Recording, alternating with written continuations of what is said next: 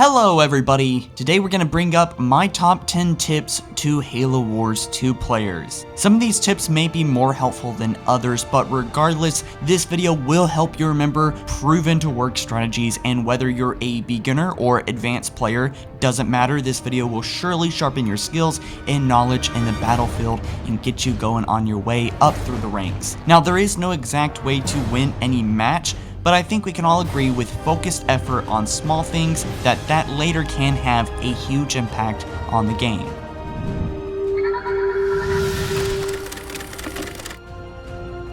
At number 10. This tip is more insignificant than all the other tips as they are in order, but I did want to mention this one real quick. This is basically when you capture an energy node, what you want to do is send at least 2 squads of Marines or Brutes. Now, it's best to micromanage units here, which is actually possible in the beginning of the match, unlike the rest of the match. So instead of making excess squads to take down one energy node, simply use excess squads to spread them around the map and get resources, which, by the way, are very useful and should not be ignored and can give you a huge boost. I know many players just forget about these small little resources around the map and just go for the economy, but seriously, this will help you so much if you get these energy nodes as well as the little resources laid across the map. So basically what you want to do here is reel in 1 or maybe 2, but ideally 1 sentinel and get it alone and basically take down that unit. And another tip, it's generally wise in battles to focus on a single unit, especially when you're tied, so that when you kill that one unit, you now have more units than them. So this is all pretty obvious stuff, but I did want to mention it. At number 9, stray the enemy away after a battle. So let's say you make an offense and you're attacking the enemy base, and then you figure out that the enemy team has very good defense and more offensive units than you first anticipated. You can't win, you're losing. So you get your units, you're gonna retreat, and you're running away, and you have a mountain of units chasing your army and capitalizing on your failure. But worse yet, you're leading them right to your base.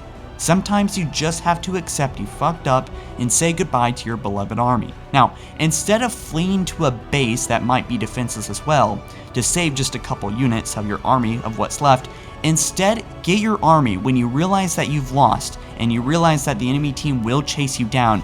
Send your military into deeper enemy territory. Now, what does this do? Why are you saying this? Because you could salvage a couple units. What are you talking about, Chris, right? Well, when the enemy team sees that you're running back from your base or back to your base, they will be encouraged to attack your base. If you send them deeper into the enemy territory, and once they kill off those units, the enemy will have to think twice, is attacking worth it right now? And at the very least, it buys you some time to create a new army or to get some turrets up for the oncoming onslaught. At number 8. When a scarab is approaching, one of my favorite strategies is to split my units up. Now, this is also useful for coping with enemy reinforcements along with the scarab by having less of a chance of your units being destroyed by a leader ability or just a huge amount of unit abilities as well. And also, having your unit split up slows down the scarab as it has to turn around, which is one of the major flaws of the scarab.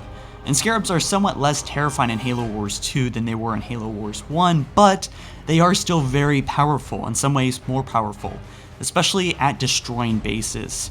Most units can run and shoot, but if you're facing a scarab alone, what you want to do is rotate your units clockwise around the unit to keep the scarab kind of confused, moving around, and also a good way to keep your more important units safe from the scarab, especially if the player isn't really prioritizing which targets it should shoot at. Now, you can also go counterclockwise to further waste the scarab's time turning and keep the majority of your units safe. Now, I only recommend this if you have time to micromanage. I understand some battles are very crazy and you can't do this, it's just not practical. The map does not allow it. But if you know you're going to lose, sometimes it's best to leave a few units behind for distraction and send the rest of your units away, but be careful where you send them, remembering the tip of talking about not bringing your units back to your base to encourage the enemy to attack your base. At number 7, always use up unit abilities before they die. So when you see you're about to lose a unit, such as a grizzly, then be sure to use its multi-rocket fire before it's destroyed. This doesn't change the tide of war by any degree, but this is what a good leader does to make sure that each unit is being used as effectively as possible. Bonus tip here, consider recycling units by letting parts of the army die to better adjust to counteract the enemy's forces. Instead of holding on to a half-destroyed army, just let it die. If it makes sense for you in the match, do it. At number 6, have a pre-game plan, please. Upon taking the tips in this video, already know what you're going to do before the game begins. At least have a general idea. Don't decide what your army is going to consist of by the time you build production facilities. And kind of consider with what things work best with the leader that you have chosen for the match. Do you work best with leader abilities? Do you want to put more focus on the leader abilities and also having more air that complements the air? So just take some of these things in consideration, and too often do leaders just pump out whatever seems convenient at the moment, which isn't always a bad idea, but planning does go a long way. At number 5, this is one of my most favorite strategies from Halo Wars 1, and it turns out it works well in Halo Wars 2 as well, although it can be risky. So what is it? It's counter-attacking. Counter-attacking has a few different implications, but in this context, is when the enemy is at your doorstep attacking your base or your friend's base, and instead of actually addressing this issue, you disregard it. You disregard their attack and instead attack their base while they're defenseless. Now, I don't recommend this if you're winning, so it's more of a neutral move or more like a desperate move. If you're desperate for results, this is something to do. Now, an untrained player will stop attacking you or your friends, and then they will come and attack you instead. Now, more trained players will know what's going on here and probably have their friend attack your force, or perhaps they will just take the beating and just maybe knock each other's heads off. I mean, that's basically what has to happen here in a lot of cases, but at least you're even, you know, and you're not fighting on your turf, you're fighting on their ground as well. Now, in counterattacking, it's most important to cause as much damage as possible, so go after a base that's an easy target or can cause a major setback to the team. In Halo Wars 1, this was very useful going after the reactors. In Halo Wars 2, go after the generators because those are very expensive. This move works even better when the enemy's forces lose the attack on your base and the tables have flipped. Now this can put you so much further ahead than you can imagine. So if you know you can survive an attack, don't defend yourself and go attack their base instead. If you know you might lose half your base or maybe all of it, go attack their stuff instead. It will help you out so much. Trust me, it can do miracles. It can also screw you over, to be honest, but just try it. Just try it once or twice. At number 4, retreat from the damn battle, folks. Look, sometimes you need to retreat and lose the battle to win the war. And too often do players just let their entire army die instead of calling in some casualties and accepting a defeat. You may have not even scratched their army, and you may have lost 20 or 30% of your army. Just call in a retreat. Move your forces back and replan everything. Because if you think you can't take on that army, just retreat and plan further. And this is probably one of the most underrated tips of all time in Halo Wars 1 and now also Halo Wars 2. Retreat. Consider retreating. You will win if you consider retreating on battles you can't win and further plan and be more strategic. Because if you throw your entire army in there, you won't be able to have as much success if you just consider retreating once in a while. Now, this isn't the impulsive thing to do, so you must consciously be aware of where you're placing your units, so keep this in mind.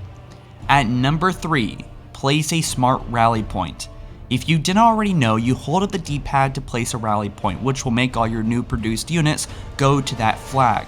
Now this tip is so simple, but it is so underrated, it's unbelievable. Nobody does it really. So this is one of the most helpful tools in Halo Wars 2, and use it wisely, use it like your sword, because this can be useful when feeding a war and coordinating where you want your new units to go. And this could mean the destruction of your entire forces if you're not becoming very mindful of where all your units are. You know, it's better to put your attention on things that you can control and just let this thing do its work. Let all your new units go to the battle or go where you want them automatically instead of just keep clicking all units over and over. So keep that in mind. At number 2, When both teams have great economies, it can be very challenging to get a 1-up on the team. Sometimes it almost feels like a stalemate because you and your enemies have such great economies. No matter what you try to throw at each other, you can't destroy anything. Although in most cases, there is at least one base that in any given moment is susceptible to a good attack. Well, if you focus all your effort on denying and destroying that one base and keeping that base destroyed, or even taking it yourself, the enemy's economy will slowly take a hit over time. Now, in most cases, probably every single time almost, it probably won't be apparent at first. But as the game goes on, you'll notice that the enemy is producing less units, and they'll actually be making less money over time. And they won't be able to keep up with as many units as you're producing. If you're producing many and you're keeping the pressure on and everything, then you are going to eventually set your path to victory. That's simple.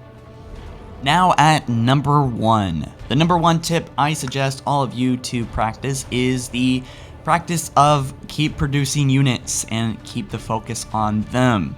You always want to fight on their turf, and I think many of us kind of understand that. But when you're in a tug of war with your enemies, there's something much more essential than just fighting on their turf. And it's very easy to forget about producing units, because of course you want to have all your attention on the fireworks, the battle. You want to see where your units are, make sure you can avoid any leader abilities, and so on.